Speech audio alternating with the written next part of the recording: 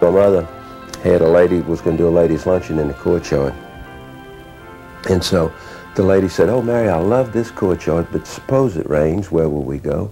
So Mother just got through completing the carriage house, and it was a brand new building. And so the lady walked in there and said, "Oh, Mary, the walls in here are so bad, you're going to have to do something with them." So that's when Mother said she called upon the Holy Spirit for a little guidance. So she called up her good friend Joe Moran, and Mother told Joe what she had in mind.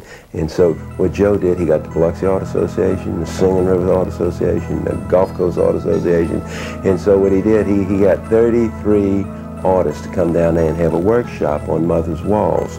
So what we have there, we have 33 original paintings on the walls, and which really, it's like a little museum in there, and of course, and Joe's the one that coordinated all that and got all the artists to do it, and I tell Mama that's the biggest coup she ever pulled off. She got 33 artists to do a painting on her walls and got them all to do it for free.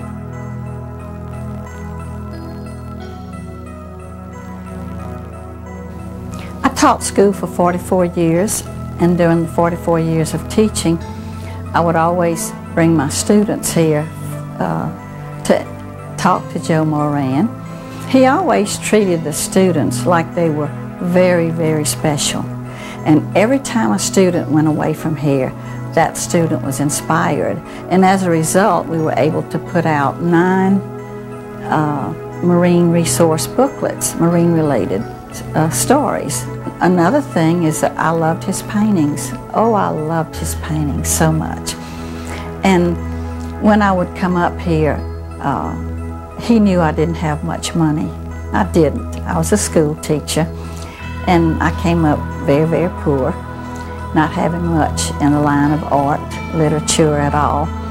So I'd admire his work, and maybe he would have on this painting behind us a $1,500 price tag, and Joe Moran would give that to me for $500. And I could pay for this painting on time as long as it took me.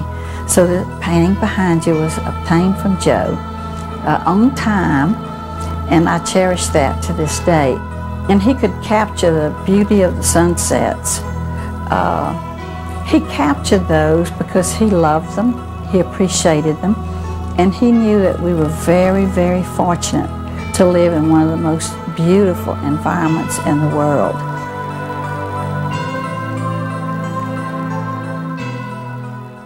Mr. Moran was teaching art, and I took a course from him, and I learned the language of dissent. And what Mr. Moran talked about is that everything that we experience, whether it's joy or sorrow, has a seed for creativity. And that what we have to do is we have to transform. We have to take that darkness and make it a new light.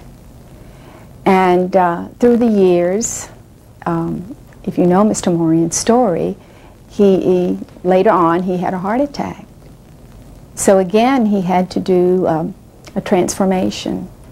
And out of that developed this tremendous center. And once you've met an artist of that caliber, they live from their center, so what they do is they awaken the awareness of that center in other people. And that's what he awakened in me. I think what's really special about his work is that everything is sacred and everything belongs, that he has recorded a history that will live on forever.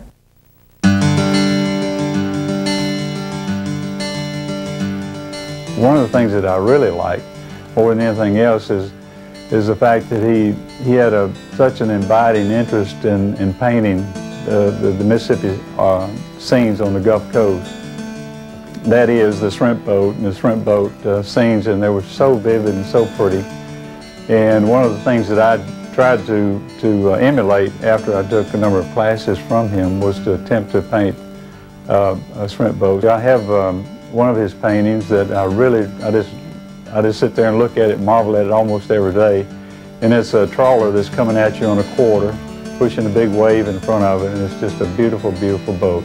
Mr. Joe's work, I think, brings that to the fore and keeps that in front of all of us in terms of the history of the uniqueness of the city and the surrounding area, and he does it in such a marvelous way because he can paint, and he did paint the old schooners that were out in the Sound for many, many years before I guess the modern strip boats came along, particularly the steel hulls. But the fact that he painted those is going to be a big part of looking back at the history and the uniqueness of the Biloxi area.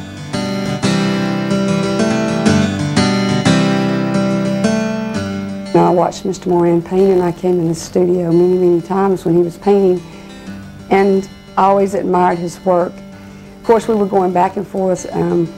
Being from the boating family that he was really from, we spent a lot of time on the water, and we fished and sailed, and I just watched him paint, and deep down in my heart, I always knew that as I purchased this, of course, being a family friend and probably not having a lot that a lot of people did that could come in and purchase, I paid for it a little along, and in my heart, I knew that one day it would be the way it is today. I was talking to one of his daughters yesterday, and in particular, one of the pictures, and I said, you know, I get up there, I've already had several people call me and try to purchase the red that I own. And I get up every morning, I drink coffee, and I look at this picture, and I guess you can sum it up as she said, okay, what's it worth? And I said, it has no value, it's not for sale. Just the paintings themselves speak for themselves. Coming in here, and we'd look and say, Mr. Moran, what is this and what is that? And he'd always had time for us. He was just part of the coast. You turned at the lighthouse and you went to Moran's.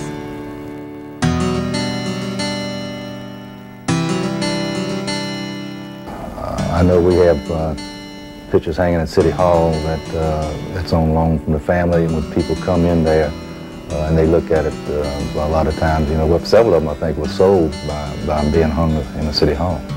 The boats, the shrimp boats, it was at the time, and then the Deer Island and the factories. That's what it was when we were growing up. That's what I worked in the factories, and right down from where his shipyard was at the time, a long time ago. And it's just Biloxi. I mean, the Biloxi lugger. That's what these boats are, and that's what he's best at, in my opinion.